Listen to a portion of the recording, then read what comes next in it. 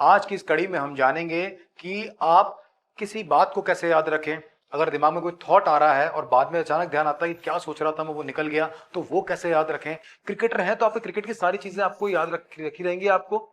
अगर आप क्रिकेटर हैं तो क्रिकेट के सारे इंस्ट्रूमेंट्स, आपके सारे स्पोर्ट्स गुड्स आपको याद रहेंगे और वो सब के सब आपको पता रहेंगे कौन से कहां पड़े हैं। यानी एक तो फैक्टर काम करता है इंटरेस्ट। तो घर में वो चीजें खोती है जिनमें आपका इंटरेस्ट नहीं होता, टास्क की तरह में ली होती है कि अच्छा अभी खाना भी बनाना है, अच्छा अभी ये भी करना है, अच्छा, तो फिर आपकी चीजें खोती हैं। ये वो चीजें हैं जिनको आप यूज कर सकते हो किसी भी चीज को याद रखने में जो आपको लग रही है इंपॉर्टेंट है।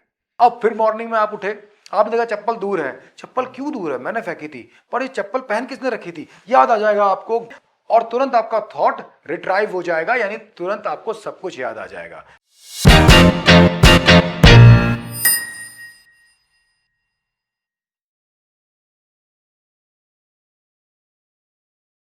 नमस्कार दोस्तों, मैं हूं doctor Vinod Sharma ब्रेनीवुड brain science से और साथ ही साथ प्रोफेसर ब्रेनीवुड ब्रेन साइंस। और अब हम लेकर के आए हैं आपके लिए मेमोरी टेक्निक और मेमोरी प्रोग्राम, जिसकी मदद से आप कर रहे हैं अपने दिमाग को तेज और लाइफ को आसान। दोस्तों, आज की इस कड़ी में हम जानेंगे कि आप किसी बात को कैसे याद रखें। अगर दिमाग में कोई थॉट आ रहा है और बाद में अचानक ध्यान आता है कि क्या सोच रहा था मैं, वो निकल गया, तो वो कैसे याद रखें।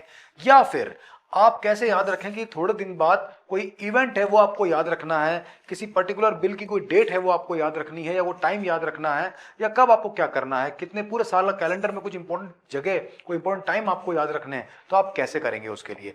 चलिए मैं सिखाता हूं आपको। सारा खेल विजुअल मेमोरीज का है कि कोई चीज हमें याद रहती क्यों है। इसकी दो बड़ी वजह होती है, एक उसके साथ इमोशन जुड़े होते हैं और दूसरा वो कोई विजुअल होता है आपके ब्रेन में। जब ये दो चीजें नहीं होती है या फिर कोई टेक्निक या लॉजिकल एसोसिएशन यूज नहीं किया हुआ होता, तो ही दिमाग से या घर से चीजें खोती हैं। जिन चीजों में आपको गहरा इंटरेस्ट होता है, जिस काम को आप दिल से करते हैं, जो चीज आपकी पसंद की है, जैसे आप म्यूजिशियन हैं तो आपको गिटार या जो भी आपके इंस्ट्रूमेंट पसंद है वो नहीं खोएंगे। क्रिकेटर हैं तो आपके क्रिकेट की सारी चीजें आपको याद रखी रहेंगी आपको। अगर आप क्रिकेटर हैं तो क्रिकेट के सारे इंस्ट्रूमेंट्स, आपके सारे स्पोर्ट्स गुड्स आपको याद रहेंगे और वो सब के सब आपको पता रहेंगे कौन से कहां पड़े हैं। अगर आप एक ट्रेनर हैं तो आपको अपने फोल्डर याद रहते हैं कि देखिए इसमें मेरी मेन पीपीटीज रखी हुई है। यानी एक तो फैक्टर काम करता है इंटरेस्ट। तो घर में वो चीजें खोती है जिनमें आपका इंटरेस्ट नहीं होता, टास्क की तरह में ली होती है कि अच्छा अभी खाना भी बनाना है, अच्छा अभी ये भी करना है, अच्छा, तो फिर आपकी चीजें खोती हैं। कभी कोई सब्जी नहीं मिल रही होती है, तो कभी चम्मच नहीं मिल रहा होता है, तो कभी कोई इंपॉर्टेंट सामान भूल जाते हैं कि ये लाए थे कहाँ रख दिया। कई बार हम 10 बार लाते हैं एक ही चीज को। कई बार कोई इंपॉर्टेंट मसाला है या कोई कोई इंग्रेडिएंट है, आपने देखा होगा कई बार लेके आते हैं। पर जिन लोगों को खाना बनाने का बहुत शौक होता है, यानी कि उनको मजा आता है इस चीज में, उनकी चीजें नहीं खोती क्योंकि वो ऑर्गेनाइज करते हैं। तो इंपॉर्टेंट है ऑर्गेनाइज कैसे करेंगे। एक तो मैंने आपको बताया इंटरेस्ट इंपॉर्टेंट है। आपको दो पार्ट में बांटना है अपने टास्क को। एक जिसमें आपका इंटरेस्ट है, वो तो वैसे ही नहीं खोएगा आपका, और दूसरा जिसमें इंटरेस्ट नहीं है, उसमें कुछ ना कुछ लॉजिक यूज करेंगे, कुछ विजुअल यूज करेंगे हम। जैसे एग्जाम्पल के तौर पर, अब मान लो आप रात को कुछ सोच रहे हैं, कोई इंपॉर्टेंट थॉट आया आपके दिमाग में, कोई बात याद आ गई आपको। अब आप चाहते हैं कि सुबह जब मैं उठूं तो ये मुझे याद रहे, ताकि मैं इसे नोट कर पाऊं या इस पर कुछ बना पाऊं। लेकिन अब आप, रात गहरी है, उठने का मन नहीं कर रहा, आप उसको लिखने का मन नहीं कर रहा, बस आप सोच रहे हैं कि मुझे याद रहेगा। फिर सुबह उठते हैं तो ये ध्यान आता है, अरे मैं कुछ सोच रहा था रात को, ध्यान नहीं आ रहा, बहुत जरूरी था। ऐसा होता है ना। तो अब इसके लिए कैसे करेंगे मैं बताता हूं आपको। आपका एक डेली शेड्यूल है और कई चीजें आपके आसपास आएंगी ही आएंगी।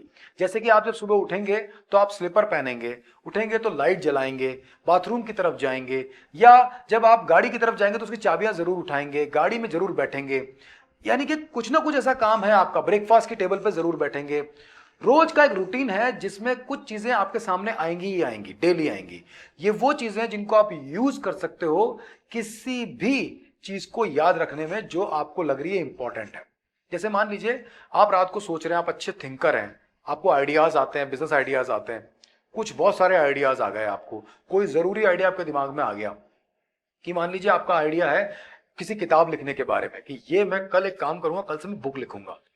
या किसी बुक के टाइटल के बारे में कि मान लो वो बुक गांधी जी को लेकर के है। तो ये टॉपिक तो आपके ब्रेन में आ गया, लेकिन अब आपको ये मॉर्निंग में याद रहेगा या नहीं, ये इंपॉर्टेंट चीज हो जाती है। तो आप कुछ मत करिए, आपका पहला रूटीन क्या है सुबह सुबह उठने का। मान लीजिए आप बेड से उतरते ही स्लीपर्स पहनते हैं, चप्पल पहनते हैं, तो बस आपको कुछ नहीं करना है, बेड के नीचे जो चप्पल रखी है ना, उसे उठा के दूर फेंक दीजिएगा। बेड से उठने की जरूरत नहीं है, जो चप्पलें पड़ी हैं बस उसे उठा के दूर फेंक दीजिए। तो अब आप सुबह उठेंगे और जैसे स्लीपर पहनने के लिए अपने पैर आगे बढ़ाएंगे, आपको दिखेगी स्लीपर तो यहाँ है नहीं, सामने पड़ी है बहुत दूर। तो क्यों पड़ी है वो? तो याद आ जाएगा कि एक थॉट था आपका जिसको आपने इससे जोड़ा था। तो पहली चीज तो ये याद आ जाएगी कि थॉट इंपॉर्टेंट था, राइट। कई बार तो यही याद नहीं आता सुबह उठने के बाद कुछ सोच भी रहे थे क्या, तो वो तो सॉर्ट आउट हो गया। अब एक प्रॉब्लम आ गई, ये तो याद आ गया थॉट था पर ये याद नहीं आ रहा कौन सा थॉट था, तो उसे कैसे ठीक करेंगे? Very simple. जब आप उस चप्पल को फेंकने वाले हो रात को, तो आपने जो थॉट सोचा उसको विजुअल करके उस चप्पल से जोड़ना है आपको। मान लीजिए आपने गांधी जी पर एक किताब लिखने की सोची है, तो इमेजिन करिए कि ये जो चप्पल है ये गांधी जी ही पहन कर गए हैं और वहां रख दी है उन्होंने, और अभी भी पहन रखी है और उनके हाथ में एक किताब है। अब फिर मॉर्निंग में आप उठे, आपने देखा चप्पल दूर है। चप्पल क्यों दूर है? मैंने फेंकी थी, पर ये चप्पल पहन किसने रखी थी? याद आ जाएगा आपको, गांधी जी ने।